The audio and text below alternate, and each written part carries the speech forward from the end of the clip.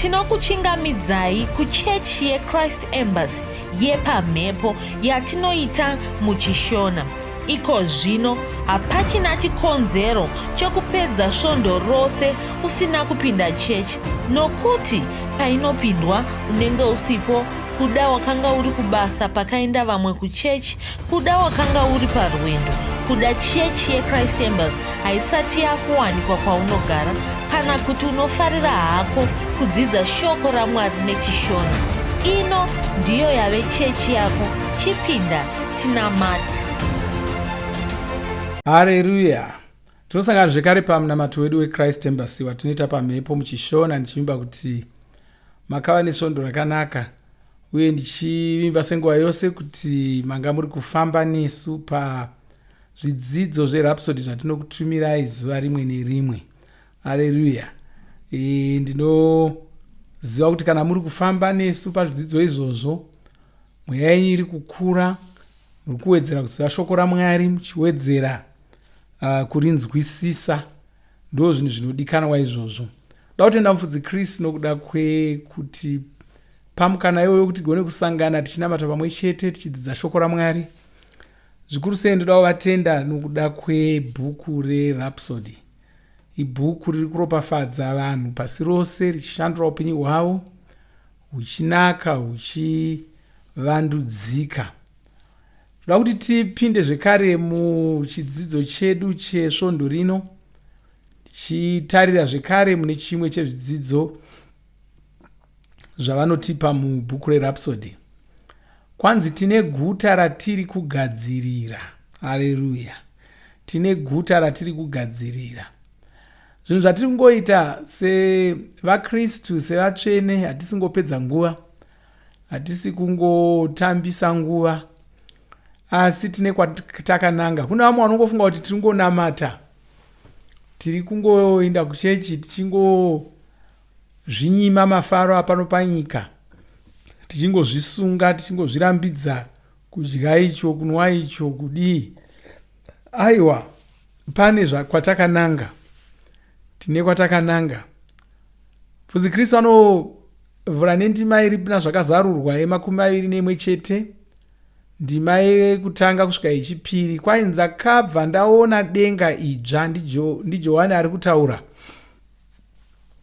nenyika itsva. Nokuti denga rekutanga nenyika yekutanga zvakanga zvabviswa, uye kwakanga kusisina gungwa. Uye ini Johani ndakaona guta riya dzvene rinoera, iro Jerusarema idzva, richiburuka richibva kudenga kuna Mwari, rakashongedzwa, richiita semwenga ari kunosangana nemurume wake. Haleluya. NdiJohani akanga ari kuona, wanga achiona zvinhu zvichazoonekwa panguva inotevera. Zvisati zvakutoonekwa panguva ino, zvichazoonekwa panguva inotevera. Asi nguva yacho ndo yava pedo chose. Mufudzi Kristu ochitsanangura, kwanzi isu tichiri panyika ino hedu, asi tine nyika yatakamirira, ndiyo yatiri kugadzirira. Tiri kugadzirira tichiri panyika pano kudai. Tiri panyika ino kugadzirira nyika ichauya iyi. Mwari havana kuronga kuti tigare pano nekusingaperi. Uye nyika ino haisiyo chaiyo yavaida. Nyika ino ndeye kugadzirira chete. Saka tingaita mabasa epanyika pano. Mabasa aya anenge achingova ekugadzirira. Tichigadzirira guta richauya. Guta iri ndiro richagara nekusingaperi. Saka tichabviswa panyika ino, tigoiswa muguta idzva. Guta iri richaburuka, richibva kuna Mwari, richizogadzikwa panyika itsva. Haleluya. Moziva uchiteerera mashoko iwayaya, dzinoita senyambo, zvinoita sezviroto, asi ndo chokwadi, ndo zvinhu zviri kuitika. Kwanzi tiri panyika pano kugadzirira. Nyika ino ndo yokugadzirira, inzvimbo yokurongedzera. Nyika ino inzvimbo yokurongedzera. Una makore auchararama uri pano panyika, makore iwayo uri kuwapuwa kungorongedzera. Zvino paachakuperera unenge warongedzawo kusvika papi? Unenge wagadzirira kusvika papi? Kana kuti uri kungofunga kuti zvakangotangira pano panyika zvichangoperera pano panyika? Aiwa, tine kwatakananga, tine kwatiri kuenda. Munhu anozvarwa uya pano panyika opuwa nguva yokugadzirira. Nyika ino yozobva kouya nyika tsva. Iyoyo nyika tsva ndo yawanga uri kugadzirira. Ukawanikwa usina kugadzirira zvakakwana, yatofawo kwako. Asi ukawanikwawo wakagadzirira zvakakwana, zvinobva zvakuitirawo zvakanaka. Haleluya. Kwanzi Mwari havana kumboronga kuti tinogara kudenga. Kuna vamwe vanofunga kuti hatichaenda kudenga, tinogara kuno kusingaperi. Aiwa, kwai tichangoenda kudenga kwenguva pfupi. Mwari vane guta ravakaronga kuti tigare. Guta iri richange riri panyika itsva. Nyika ino ichapiswa, ichaparadzwa zvachose, igotsiviwa neimwe. Iyi ichange iri itsva, ichange ine denga rayo. Denga iri richange riri idzva, ndiro richange riri kuronga mwaka yenyika itsva iyi. Haleluya. Kwanzi hatisi, Mwari havana kuronga kuti tinogara kudenga. Sokutaura kwandatoita kuna vamwe vanoti kwanzi hatichaenda kudenga tigonogara kuno kusingaperi. Aiwa, kudenga tinongoenda kwenguva pfupi. Tichangoenda kune vaya vachabvutwa pakubvutwa kwavatsvene. Kudenga vachangoenda kwamakore 4 chete zvopera, vodzoka pano panyika. Ndo zvatotaurwa nebhaibheri, ndo zvatinoona mubhaibheri. Izvozvi kugara kwatakaita tamirira kubvutwa kwavatsvene. Kubvutwa kwavatsvene chinhu chichangokaruka chaitika. Hapana chinhu chichayambira vanhu kuti vatsvene vakuzobvutwa mangwana. Aiwa, chinhu chichangokaruka chaita. Asi kana kubvutwa kwavatsvene kwaitika, nyika inenge yatoyambirwa zvakakwana kuti Jesu vakuchizodzoka kechipiri. Nokuti tichabvutwa, vatsvene vachabvutwa, vakafa vari muna muponesi vachamuka, vagopiwa miviri mitsva, vagoenda. Varipo vari panyika iko zvino kutaura kudai vari vapenyu, vagobvutwawo miviri yavo igoshanduka igova miviri yokudenga, vagoenda kunosangana naJesu mumakore. Panguva iyoyo pakubvutwa kwavatsvene Jesu havasi kuuya pano panyika, vanenge vari mumhepo vakamirira vatsvene vavo. Vatsvene vavo bva vauya vosangana naJesu mumhepo, kwakuchienda toenda kudenga. Kudenga ikoko kune zvakawanda zvichange zvichiitika. Chimwe chichaitika ipapapo muchato wegwayana.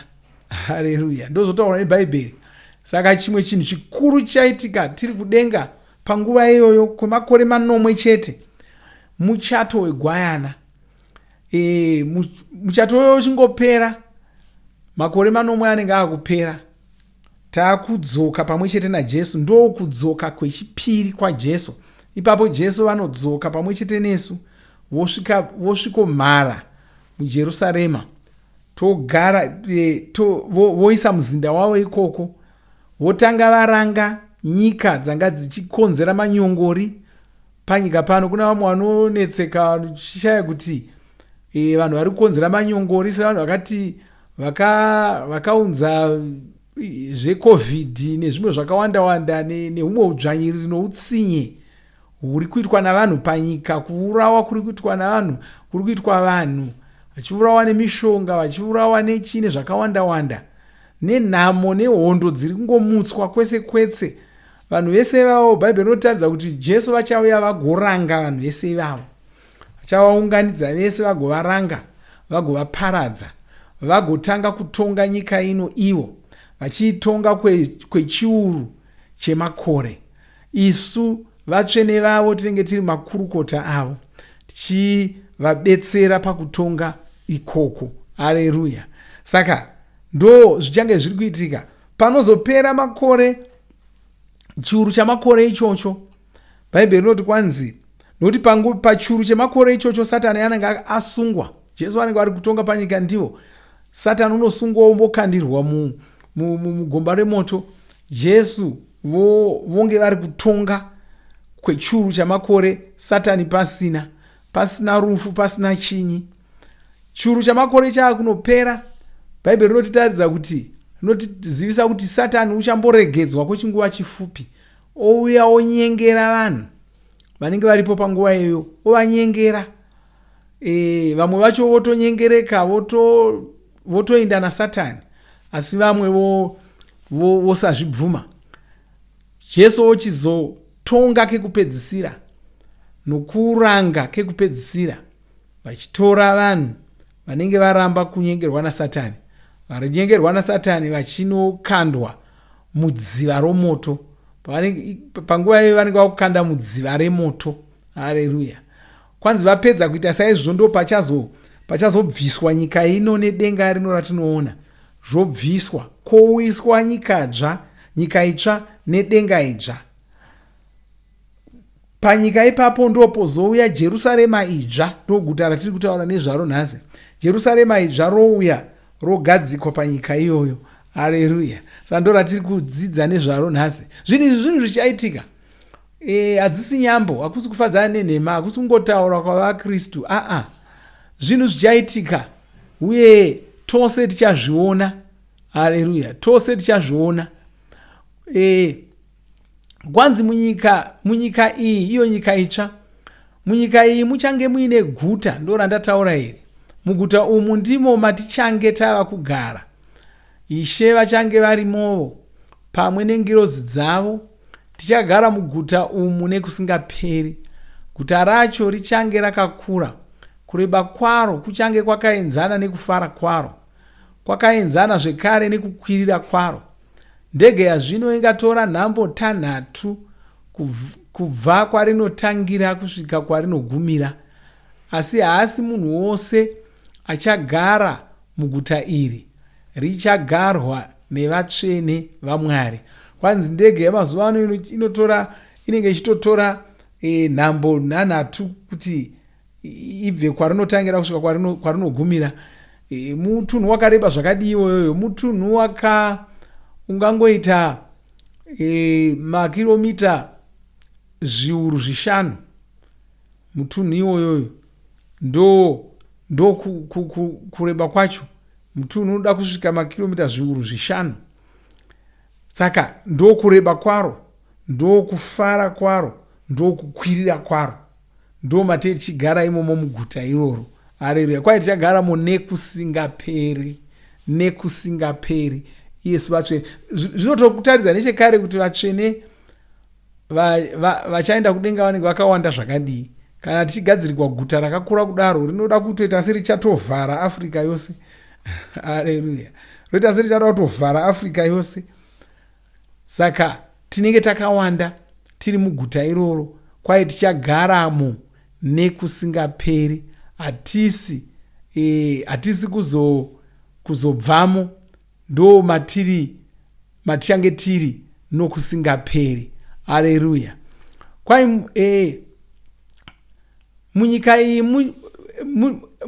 iyi mune vanhu vachange varimo munyika iyoyi kunze kweguta iri. Ava vachange vari vanhu venyika ino, asi vanhu ava vachange vachigara kunze kweguta iri. Vanhu ava vachapota vachishanyira guta iri havo, vachiuya kuzonamata mambo. Izvi ndizvo zvinotaura Bhaibheri.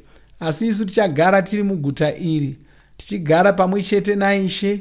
Guta iri ndiro rinonzi Jerusarema idzva. Haleluya. Guta iri ndiwo uchange uri muzinda waMwari, kureva kuti isu tichange tichigara mumuzinda waMwari. Haleluya. Pane zvinonakidza zviri kutaurwapo. Kwanzi nokuti inyika itsva, munyika itsva umu mune guta idzva, Jerusarema. Muguta umu ndo matei tichigara Yesu vaya vanenge vakambobvutwa vakaenda kudenga pakubvutwa kwavatsvene, ndo matichange tichigara. Asi kwanzi dzimwe nzvimbo dzose dziri kunze kweguta iri kune vanhu vachange vachigarako. Vanhu ava ndo vaya vanenge vakangozoponeswawo namabasa avo avakaita. Kuda havana kunge vari vaKristu chaivo chaivo kana kudii, asi pakutongwa kwavo vakawanikwa vakaita mabasa akanaka. Vanenge varimo vachingoriwo kunze kweguta iroro, kana vachirima, kana vachidii hameno zvavanenge vachiita ikokoko, asi vachipota vachiuya kuguta iri, vasingagarimo, vachidzokera, vachiuya vachidzokera. Haleluya. Shungu dzako ngadzive dzokupinda muguta iri. Shungu dzako ngadzive dzokunge uri muguta iri. Ukasava neshungu idzodzo, hazvikuitiri zvakanaka. Kuna vamwe vanogona kuti saka ini regai ndingoramba hangu ndichiita mabasa akanaka ndigozogarawo munyika tsva iyoyo. Mabasa akanaka haasi kuzokubatsira kana wakaparidzirwa ukaramba. Ava vamwe ava ndevaya vanenge kuda havana kutomboparidzirwa asi vakaita mabasa avo akanaka. Iwo kana ukaparidzirwa kuramba Jesu chivi chinoendesa kugomba romoto ichocho. Kungotoramba Jesu kunzi uya uponeswe woti handidi, chivi chakakura ndo chinotokuendesa kugomba romoto ichochocho. Haleluya. Saka kana uri kutonzwa zvandiri kutaura kudai, usatombofunga kuti mabasa chete ndo achakuponesa. Aiwa, hapana zvakaita saizvozvo. Haleluya. Kwanzi saka uchiri panyika pano hako asi uri kungogadzirira, uri kugadzirira guta idzva iri. Saka ramba uchishandira Ishe, ramba uchiita zvavakakutuma kuita. Usawanikwa usina kupedza basa iri. Riite rose uripedze. Mwari vanokoshesa mweya yevanhu, ndiyo yavanonyanya kukoshesa, ndiyo yakafirwa naJesu. Saka ramba uchitendeusa vanhu, uchigadzirisa upenyu hwevanhu vaunosangana navo. Ronga kuti vanhu ava vazogarawo muguta idzva iri. Haleluya. Saka ndo zvatiri kuita. Sokutaura kwandaita dzinoita senyambo uchingodzinzwa kudai, asi ndo zvichaitika, ndo zvatakatotarisana nazvo. Uye hatina nguva yakareba tisati tatosangana nazvo zvinhu izvozvi. Zviri kutouya nekukasira. Bhaibheri ndo rinotiudza chokwadi chaicho chaicho chezviri kuitika, chezvakaitika, chezvichaitika. Saka ndo raunofanira kuvimba naro. Usateerera nhema dzinotaurwa nevanhu kunze uko. Haleluya. Saka regai namate munamato iti ndinokutendai, iyemi Baba vakaropafadzwa, makaita kuti ndigone kukushumirai, ndirarame upenyu hunofadza, hwakarurama, hwevaMwari, ndichirarama upenyu uhwu ndiri panyika pano, ndichitarisira kudzoka kwaMwari vakuru, ivo muponesi Jesu. Ichi chiropafadzo chikuru, ikudzo huru. Ndinokutendai, makandipa nyasha, saka ndava kugona kurarama upenyu hwamakandirongera, ndichipedza basa ramakandipa muzita raJesu. Ameni. Haleluya. Zvakanaka, regai tingotora nguva yongonamata tichitenda Mwari, uchitenda Mwari pamusoro ramangwana ratiri kutarisira irori, zvinhu zvichaitika, guta idzva, nyika idzva yatiri kutarisira iyo, yatichange tiri mairi. Ngatitendei Mwari pamusoro paizvozvo, tichinyengetera hama dzako, shamwari dzako, kuti dziponeswewo dzigopinda muguta idzva irori ratiri kutaura nezvaro. Haleluya. Balezonde brongila straka bojada, lebro sadrake adilia strama jege bozia, malestre megora grand stial straka brojada. Baba, ndinokutendai nokuda kwenhau dzakanaka dzamatizivisa neshoko renyu. Ndinokutendai nokuda zvamakatigadzirira nyika itsva neguta idzva. Tinofara nokuda kwaizvozvo. Tinofara kuti tichange tiri muguta irori, tichinamata, tichinyengeterera vanhu pasi rose kuti vaponeswe, vagopindawo muguta irori, vagopindawo munyika iyoyi nezita raJesu. Ngavagamuchire shoko reruponeso, ngavagamuchire shoko renyu, varibvume vagogamuchira mwanakomana wenyu Jesu.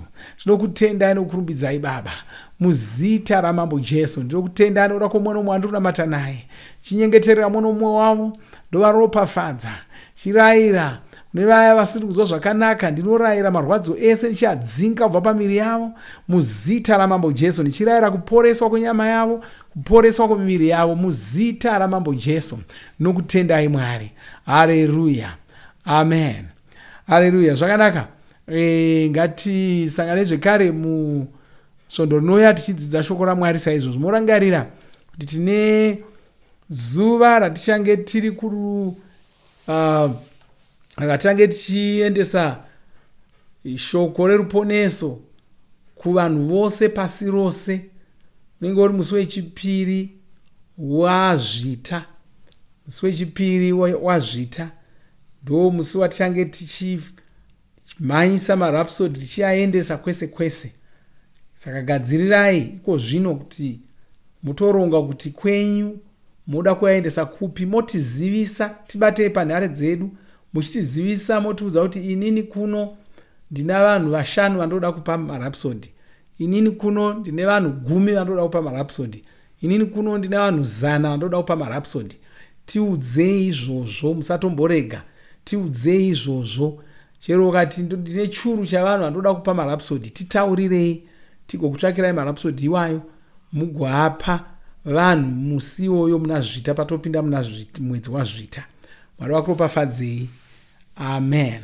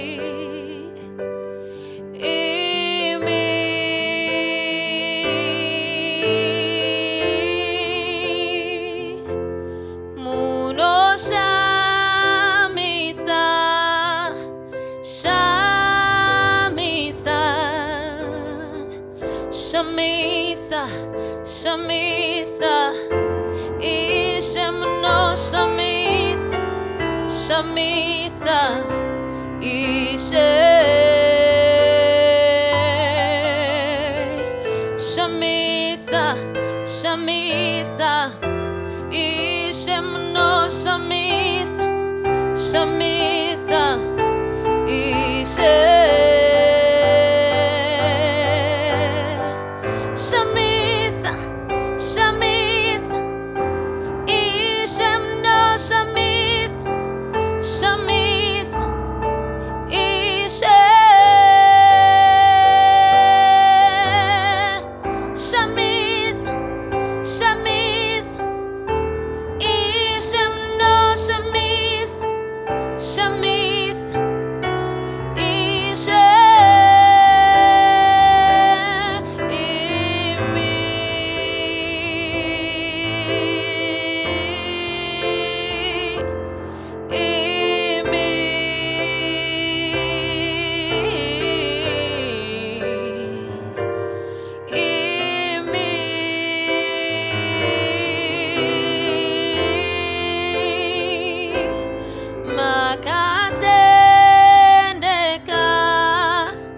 tendeka